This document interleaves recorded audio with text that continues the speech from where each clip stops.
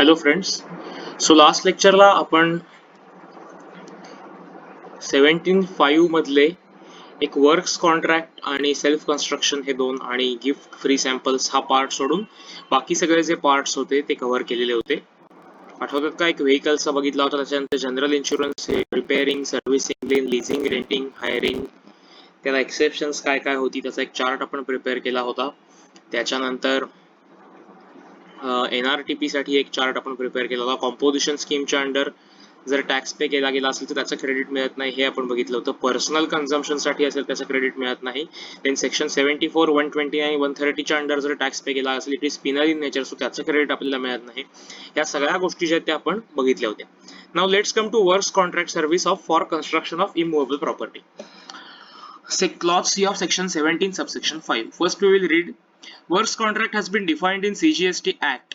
Essentially, works contract is a composite supply involving both goods and services.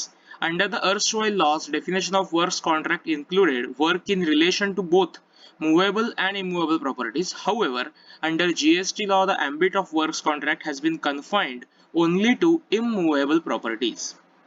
त्याला highlight करून घ्या. Under GST law, the ambit of works contract has been confined only to immovable properties. Okay, तर त्यांनी म्हटल्याप्रमाणे आपण एकदा definition go through करूया.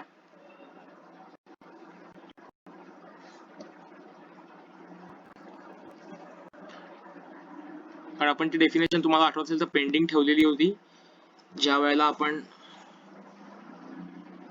म्हटलं होतं की ज्यावेळी 17.5 स्टडी करू तेव्हा ती डेफिनेशन स्टडी करता येईल. Yes, so here it is. Input tax credits definitions पैकी I think lastly works contract. Yes, works contract. See, works contract means, okay, so definition is means, inclusive nahi hai, exclusive nahi hai, exhaustive hai. Works contract means a contract for building, construction, fabrication, completion, erection, installation, fitting out, improvement, modification, repair, maintenance, renovation, alteration or commissioning of any immovable property. Highlight this thing, of any immovable property wherein transfer of property in goods, whether as a goods or in some other form, is involved in execution of such contract. एकदा definition परत एकदा वाचा.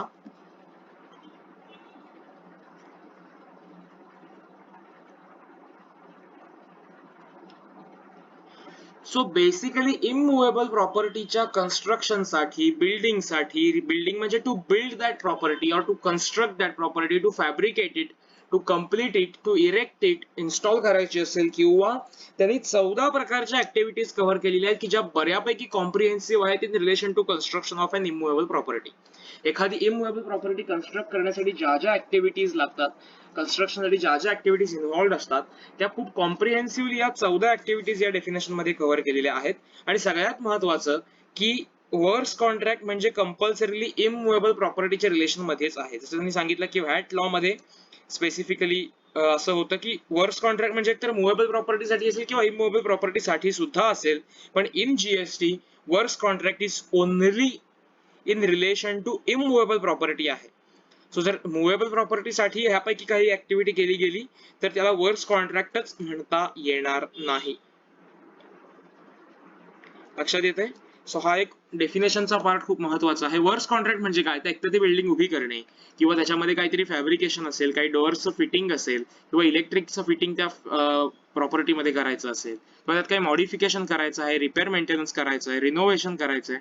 So या सगळ्या प्रकारच्या services ज्या आहेत ह्यातला वर्क्स कॉन्ट्रॅक्ट या डेफिनेशन मध्ये इन्क्लूड केलेले आहेत. आणि works contract is enough comprehensive definition. Okay, now let's come back to section 17 subsection 5.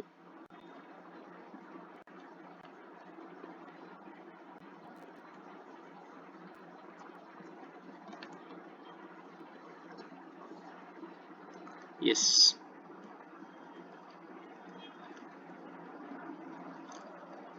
so works contract services असे इनपुट टॅक्स क्रेडिट आहे ते ब्लॉक्ड आहे.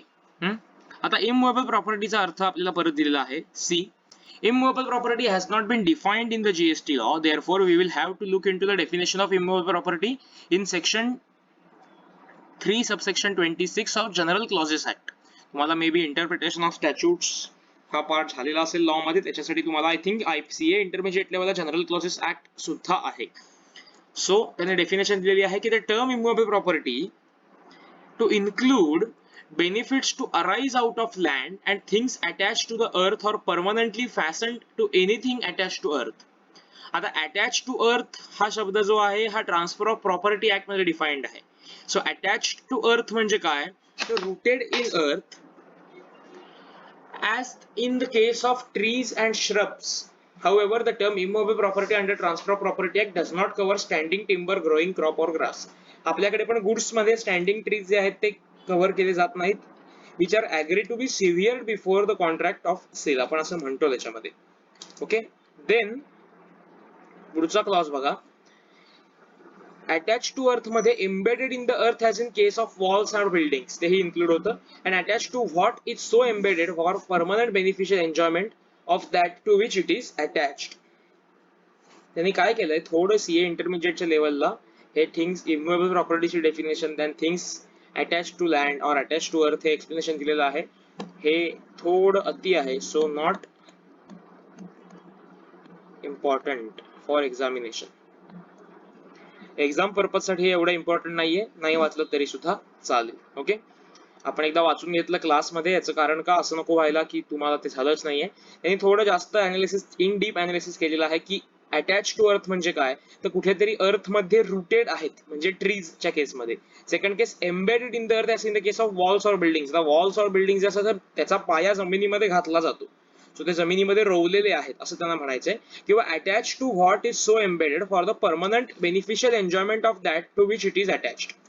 सो आम्ही ते जमिनीमध्ये अशासाठी हे अटॅच केलेले आहे जेणेकरून आम्हाला त्याचा परमनंट बेनिफिट घ्यायचा असेल. फॉर एक्झाम्पल एखादी परमनंट शेड असेल, ओके, सो ते कशासाठी अटॅच केलेली आहेत की आम्हाला ते एन्जॉय करायची ती स्पेस, आम्हाला त्याच्यावर शेल्टर हवंय म्हणून आम्ही ते कुठेतरी परमनन्स त्याला देतोय. सो या पद्धतीच्या सगळ्या गोष्टी एम्बेडेड और अटॅच टू अर्थ मध्ये इन्क्लूड होतात.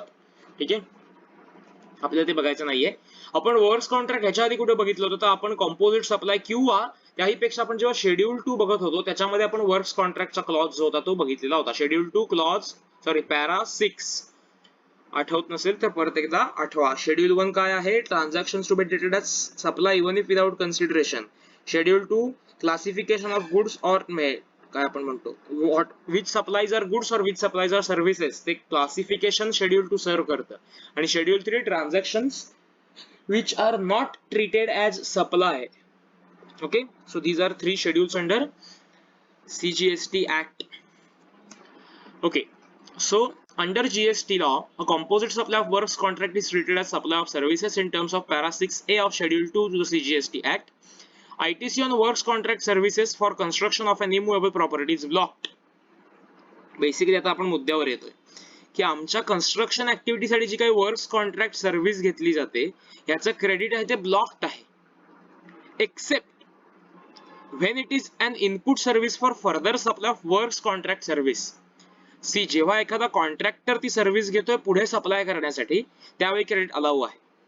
ओके, म्हणजेच सेम लाईन ऑफ बिझनेस मध्ये जर तो एंगेज असेल तर.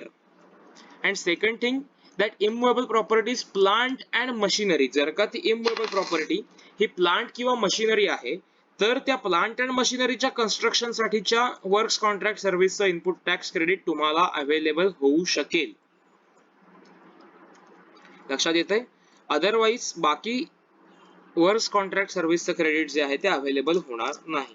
एक्झाम्पल काय, suppose I am a chartered accountant and I have taken service of a contractor for renovation of my office. So it is a works contract.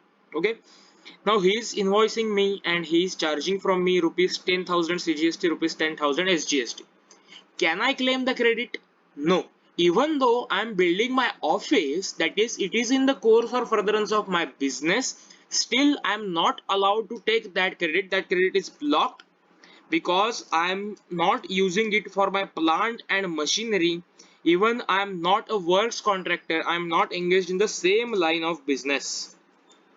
So जर एक contractor दुसऱ्या कॉन्ट्रॅक्टरची service घेतोय फॉर फर्दर सप्लाय तर credit मिळेल. किंवा जर मी जर एखादा बिझनेसमन आहे and I have taken works contract service for repair or maintenance of my plant, then I can avail the input tax credit of the same. Okay, so इथे ही गोष्ट लक्षात घ्यायला हवी की वर्क कॉन्ट्रॅक्टचं क्रेडिट ब्लॉक्ड आहे. ते कोणाला मिळतं की ज्या ठिकाणी तुम्ही जर दुसरे कॉन्ट्रॅक्टर असाल, सेम लाईन ऑफ बिझनेस मध्ये एंगेज्ड असाल तर तुम्हाला इनपुट टॅक्स क्रेडिट अलाउ होतं. अदरवाईज तुम्ही जर ते प्लांट अँड मशिनरीसाठी यूज करत असाल तर तुम्हाला त्याला होईल, अदरवाईज मिळणार नाही. आता थोडं डोकं चालवा आणि मला सांगा की if I am a works contractor, मी एक कॉन्ट्रॅक्टरच आहे आणि मी माझं स्वतःचं ऑफिस रिपेअर करून घ्यायचंय पण मला स्वतःला वेळ नाहीये. सो मी माझ्या एका दुसऱ्या फ्रेंडला सांगितलं की ओके तू मला माझं ऑफिस रिनोव्हेट करून दे. I am a works contractor. So I have given it to my friend की तू मला माझं ऑफिस जे आहे त्याचं काम करून दे, त्याचं रिनोव्हेशन करून दे. Am I eligible to take that credit? No, मी ते क्रेडिट घेऊ शकत नाही. याचं कारण मी ते फॉर फर्दर सप्लाय यूज करत नाहीये. नुसता सेम लाईन ऑफ बिझनेस नको आहे. तो फर्दर सप्लाय साठी जर असेल तरच क्रेडिट मिळणार आहे. म्हणजे काय की सपोज मी एक मोठा प्लांट कन्स्ट्रक्शन साठी घेतलाय, मी एक कॉन्ट्रॅक्टर आहे आणि मी खूप मोठा प्लांट कन्स्ट्रक्शन साठी घेतलाय आणि त्या कन्स्ट्रक्शनच्या सगळ्या कामामध्ये मला लक्षात आलं की ओके इथे मला खड्डे मारून हवेत किंवा इथे मला अमुक एक टॉवर इरेक्ट करायचा आहे. सो मी सांगितलं की टॉवर इरेक्शन साठी स्पेशलायझेशन माझ्याकडे नाहीये. सो मी माझ्या दुसऱ्या मित्राला सांगितलं की अरे हे इरेक्शनचं काम जे आहे ते तू कर, तू मला इनव्हॉइस रेज कर आणि मी माझ्या क्लायंटला पुढे इनव्हॉइस रेज करणार आहे तुझी व्हॅल्यू इन्क्लूड करून. इन दॅट केस त्याचं क्रेडिट अलाउ होईल.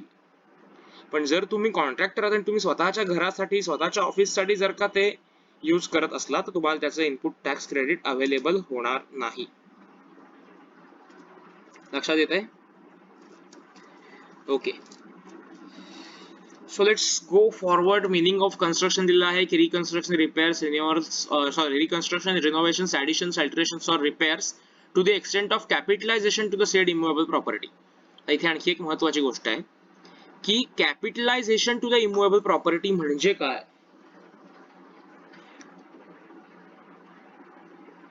कॅपिटलायझेशनचा अर्थ तुम्हाला माहिती आहे की आपण ती वस्तू कॅपिटलाइज करतो म्हणजे we do not show it as expense in our profit and loss account.